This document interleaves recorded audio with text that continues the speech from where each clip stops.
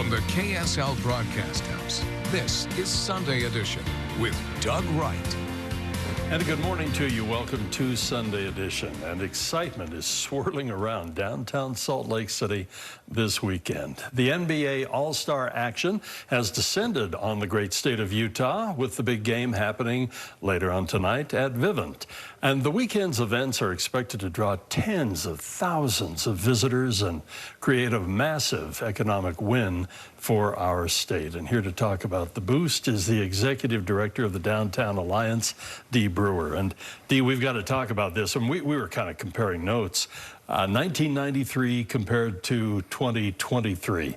You think of all the things that have changed.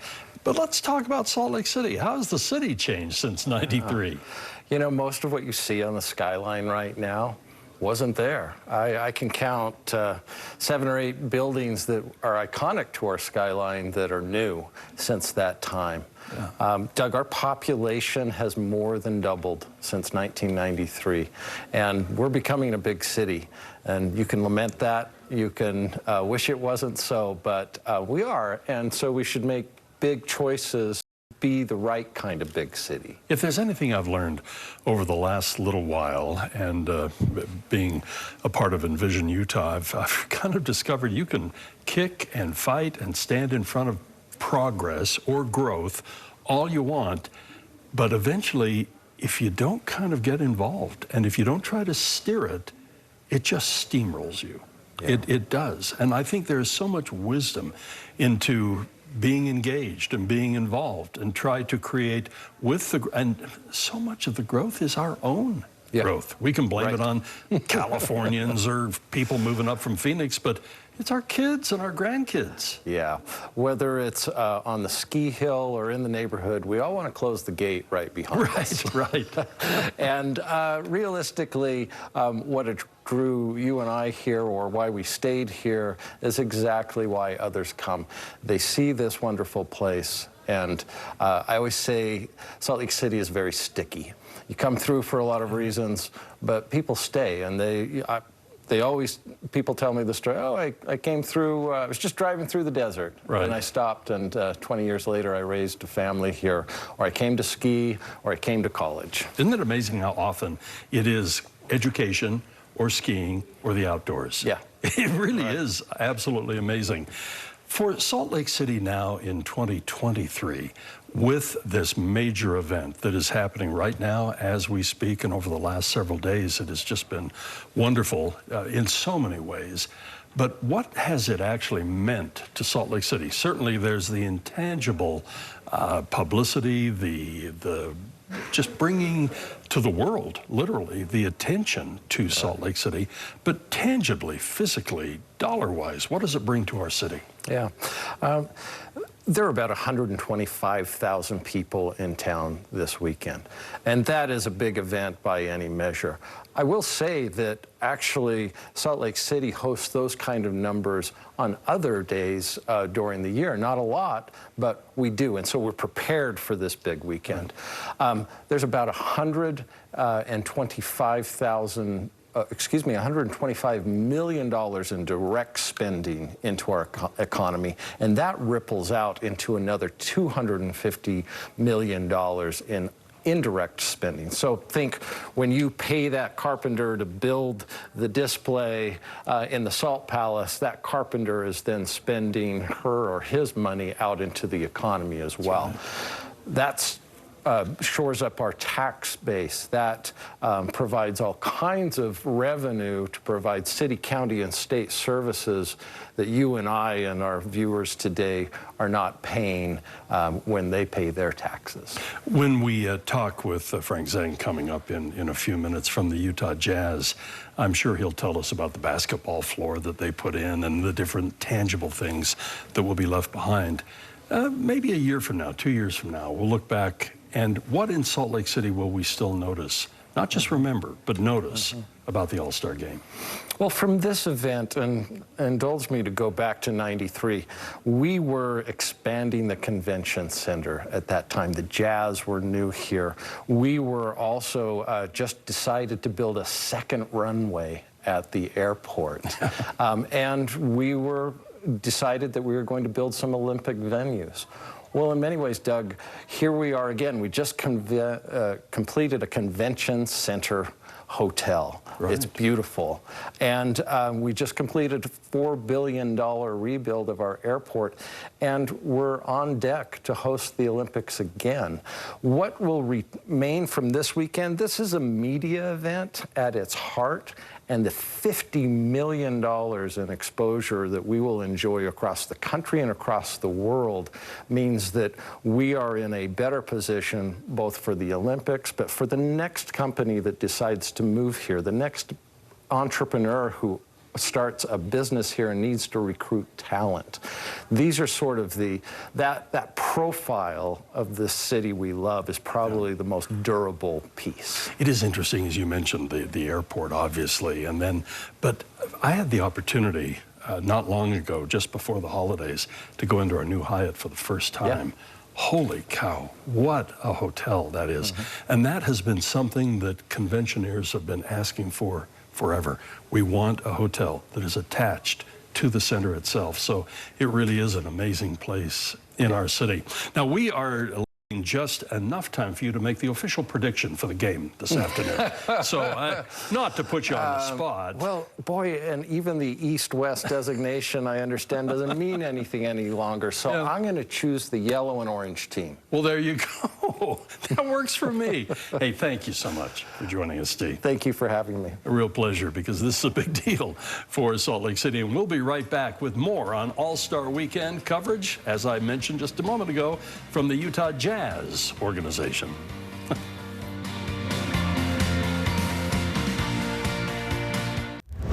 It is hard to believe, but it really has been 30 years since Salt Lake City hosted the NBA All-Star event. Now, a lot has changed over that time. Utah's population has doubled, but much has also changed within the Utah Jazz and within Salt Lake City.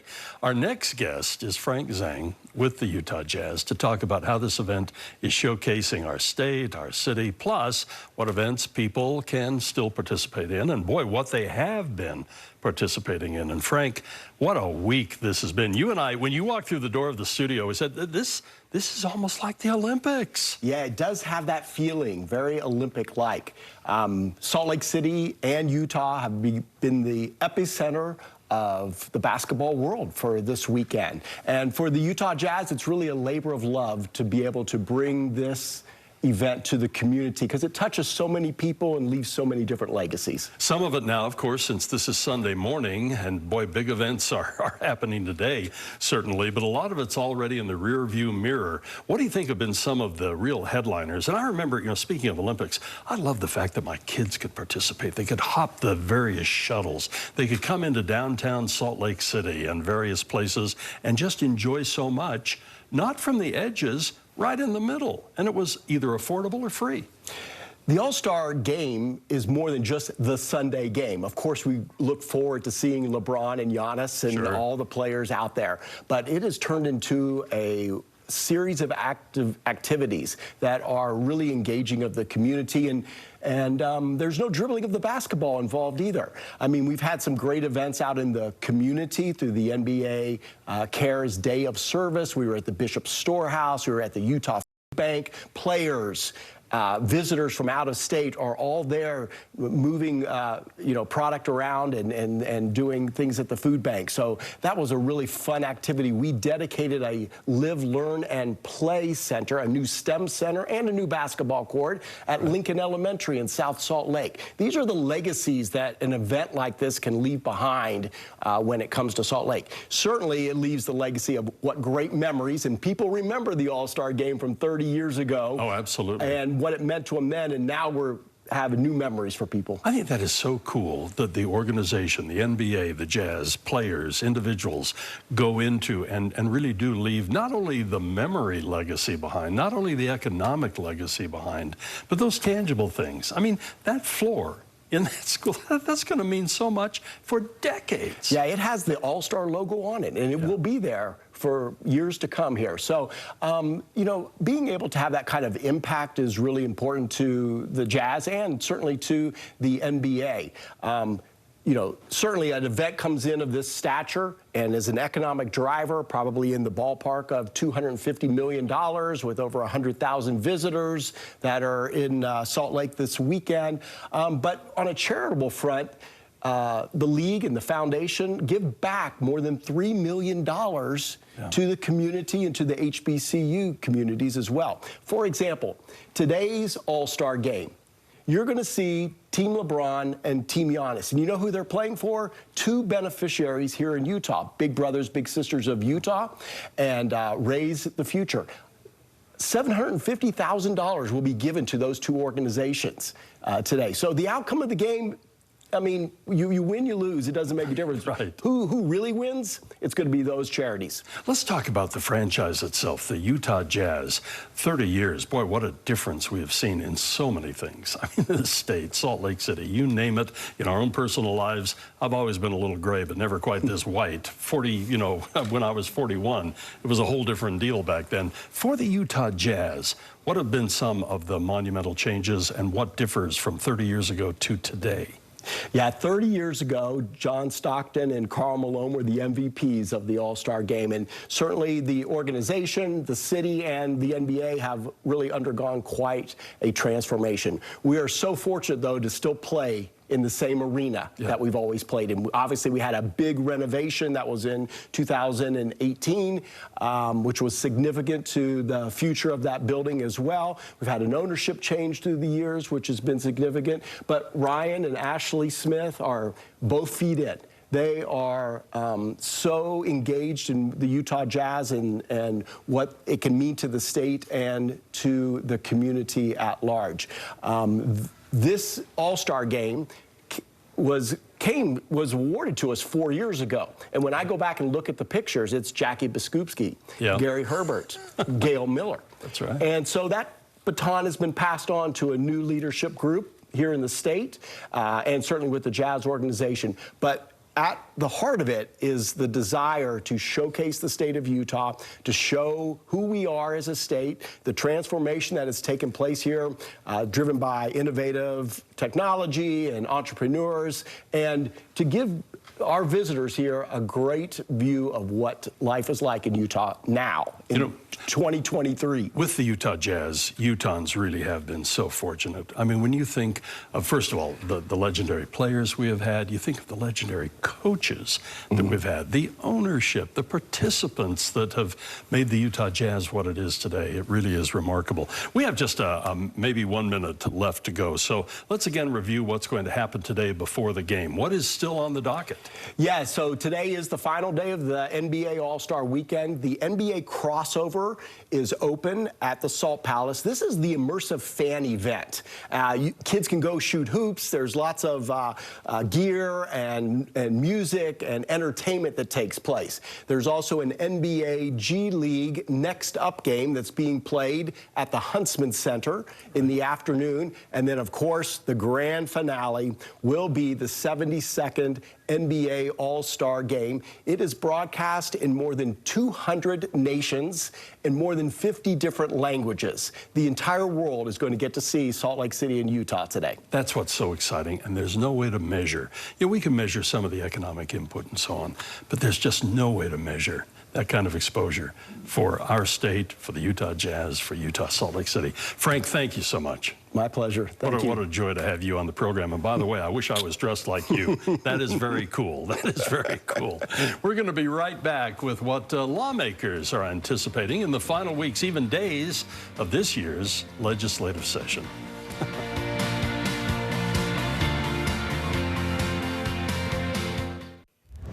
Utah lawmakers are entering the final weeks. It's a matter of days now to get legislation passed during this year's legislative session. Before we end the program today, we wanted to take time to catch up on what your elected officials have been up to this week. And joining me now from the Utah State Capitol via Zoom is Majority Leader for the Senate, Senator Evan Vickers. Senator, it's been a while since we chatted.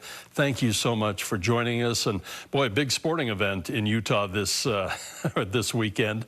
But we did want to spend some time and find out what's been happening on the Hill this past week. Well, obviously, as we count down and we get closer to the end, and after today, there will be 9 session days is all that's left. And so things start to heat up, spending on, the days get a little longer and things start happening faster. So we're in the home stretch, though. As you look over your shoulder, especially this past week, I've heard things dealing with higher education. I've heard flat tax reduction on the state income tax. I've heard talk on the food tax. I mean, it goes on and on. Budgeting, of course, as you and I were chatting before we went on the air, is a huge issue at this stage. So what has been on your radar this past week as a leader in the Senate? Yeah, and things are starting to come together.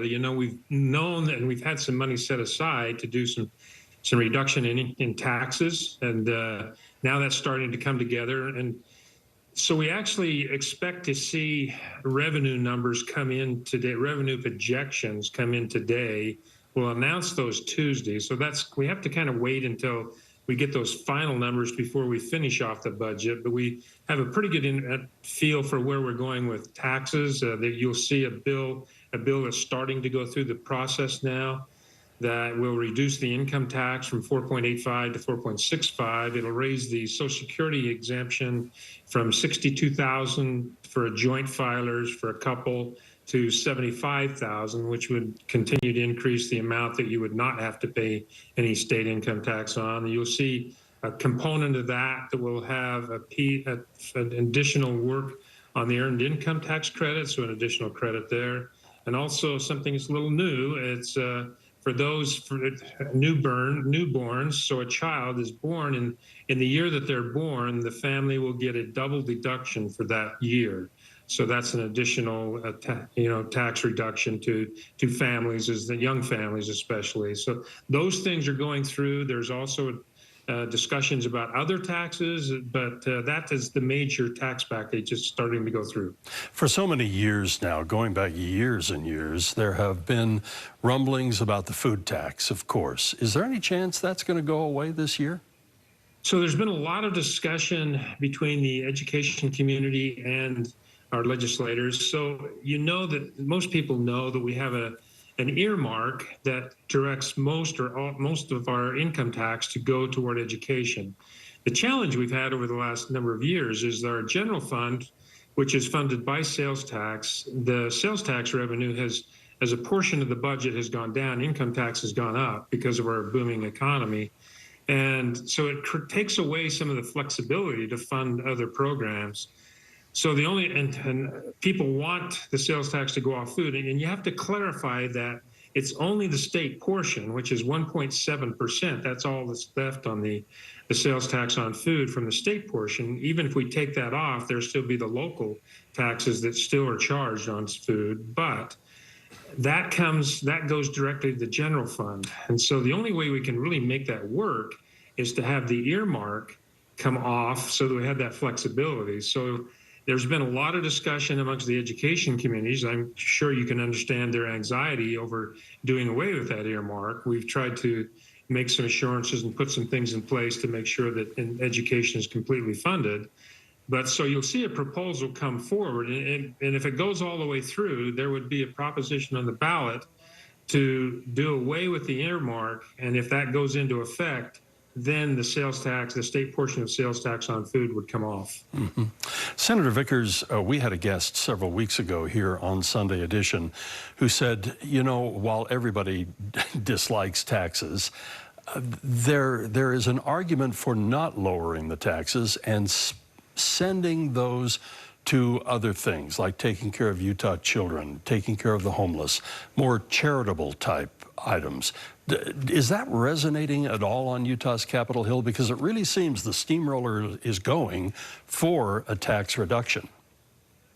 Well, you have to understand that we're in a competitive world. You may not realize that, but economic drivers are driven by your tax structure. We have a number of states surrounding us and other states that are reducing income tax and trying to get into the game. They're trying to catch up to us. We've been number one for a long time in economic growth.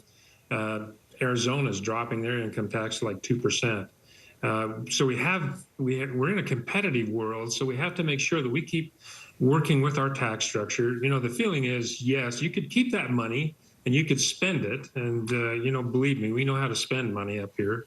But we feel it's more appropriate to give money back to the individual, let them spend it, and then maybe do a multiplier effect on that money and it comes back to us. As you look back, especially now with the majority of the legislative session in the rearview mirror, and by no means is this over. I'm sure we're still going to have some real interesting moments. But has there been anything particularly that has given you and other leadership and legislators on Capitol Hill heartburn this year? Well, you know, it's interesting this year because we kind of front-loaded the session. Typically, we don't talk about big ticket items, you know, in the first couple of weeks, but we did this year. You know, we dealt with HB 215, which was the scholarship/voucher bill and teacher raise bill. We dealt with the, you know, the puberty blockers and transgender surgeries bill from Senator Kennedy. Those things took a lot of energy out of us in those first couple of weeks. In hindsight, I think that that's actually been a good thing because it's kind of taken a lot of pressure off us as we go toward the end of the session. We can focus more on, you know, what we're going to do with taxes, what we're going to do with the budget without having some other big issues hanging overhead. Now, that doesn't mean that there isn't going to be something arise. I fully expect something to pop up that, you know, that takes a lot of attention and a lot of effort and a lot of just blood, sweat, and tears. So, Senator, many of us can remember those sessions where all of those controversial and very expensive goodies did pop up in the last days, and I tend to agree with you. Regardless of how you feel about them, I think it's much, much better to deal with those earlier. Senator, I wish we had more time to talk. I appreciate you taking time out of a very busy session to join us here on Sunday Edition, and we wish you the very, very best. Thanks for being here. Thank you. Senator Vickers with us, and he is the majority leader on Capitol Hill. We hope that you'll join us again next week here on Sunday Edition, Music and the Spoken Word. That's coming up next.